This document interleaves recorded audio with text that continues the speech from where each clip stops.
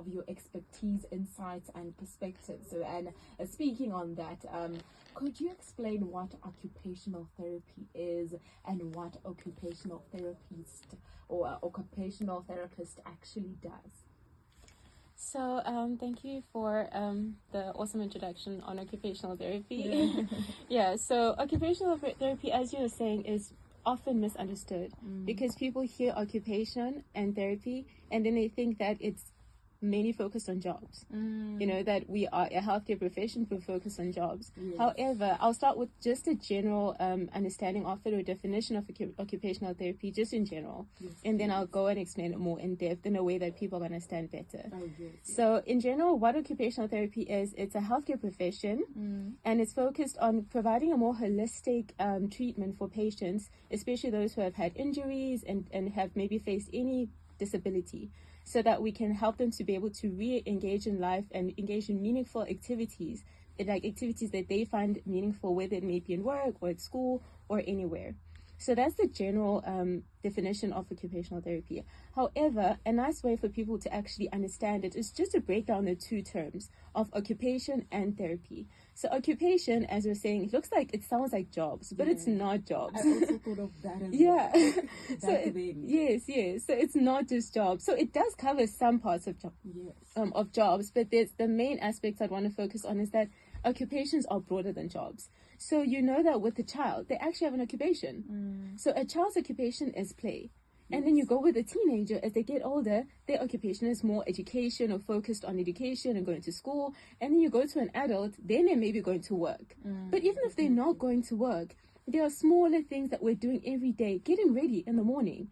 Getting ready, you have to brush your teeth, make your bed, bath, eat, and everything, take medication, whatever it may be. Those things are occupations. They're small, but they are occupations, and we sometimes only see how meaningful those small occupations are when we get injured or maybe get into any disability or whatever it may be.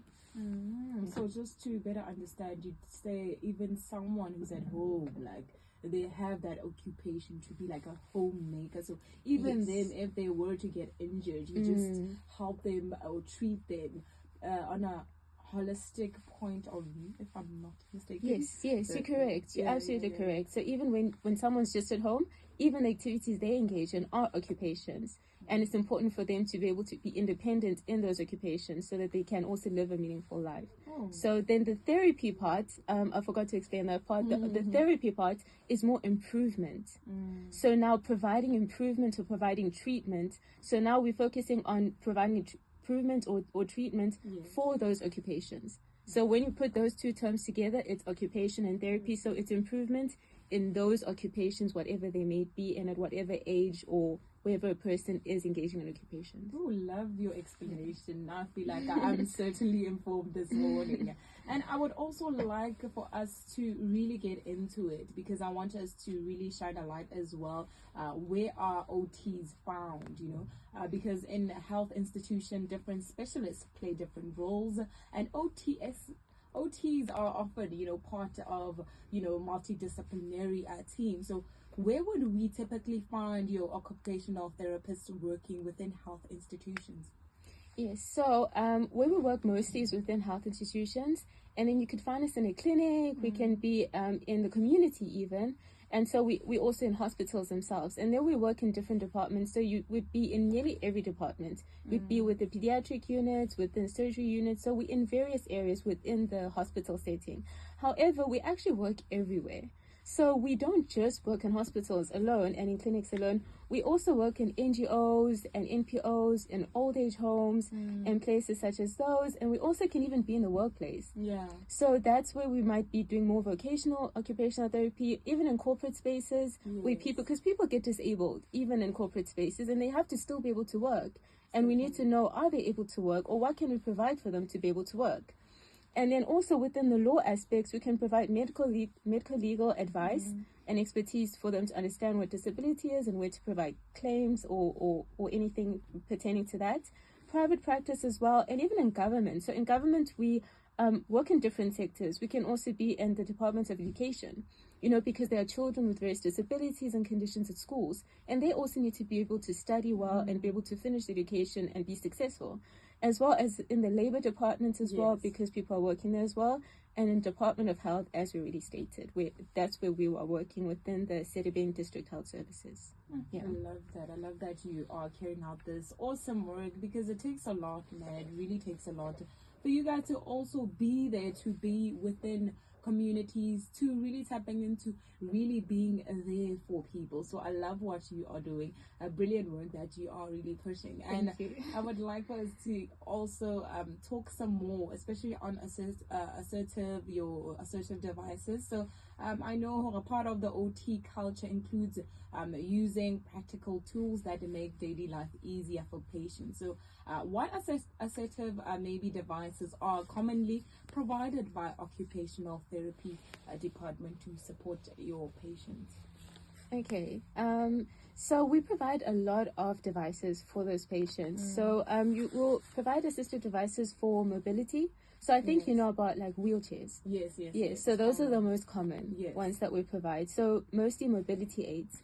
So those would be wheelchairs, and then with children with CP, cerebral palsy, those are the ones that need buggies. So they have just more cushioning and support. And then we also provide transfer boards. So like when you have to get into your wheelchair, you actually need a board, especially when you're learning how to get into the wheelchair. And then splints as well. So a lot of people, get casts, which are like POP, plaster of Paris. But we also provide splints. So doctors might make some of the POPs and casts, and we also do sometimes provide that as well. But we also provide splints, which are more plastic-based casting, similar to casting, but more plastic-based, and we can mold it to fit the hand or whatever limb has maybe been injured, so it can be in the correct position and not get further injury, and maybe provide rest. Sometimes when you have a wrist fracture or whatever it may be, so you can have rest for that part of the body. Even if someone's burnt, sometimes it's easy to just fold your arm or fold your leg in that position that's less painful, but it's going to get stuck in that position after the burn has gotten better. But now we need to make sure that they're in a splint to be able to prevent that.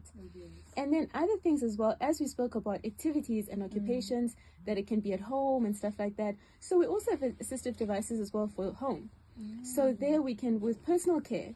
So sometimes if you can't actually do certain things with your hand, you're actually going to need something to help you to be able to use your hand again. So maybe for dressing, for example, someone might maybe have a stroke or maybe a hand injury, whatever it may be, so they can maybe only use one hand to be able to open and unbutton. And we're so used to using both our hands, but if someone just gets injured, now they only can use one hand. I can only imagine. Exactly. So now you're struggling with one hand the whole time. It's so difficult. So now you actually need something to be able to hold on, like a small hook, a button hook, that you can now like maneuver around your buttons and actually get used to it as time goes on, and you can actually unbutton yourself and button yourself much easier. And even with eating, so now a person can't hold as well, we have universal cups. You just slip a spoon inside or a toothbrush inside, and you don't even need to hold. It just slides into your hand, and you can brush or eat or anything like that. Personal hygiene, you can't reach your back anymore, shoulder pain, your shoulder's painful, back's painful, you just can't reach your back anymore. There's a long handle sponge. You might have seen it at Clicks or anywhere, but now we can actually assist patients to know that these things are available to be able to help them. And even patients with autism or ADHD, some of them struggle with sensory stimulation, and we do provide for that as well. Okay. For only 98.99 rand, Ellis Brown Creamer 750 grams for only 48.99 rand. 2 deals per customer, whilst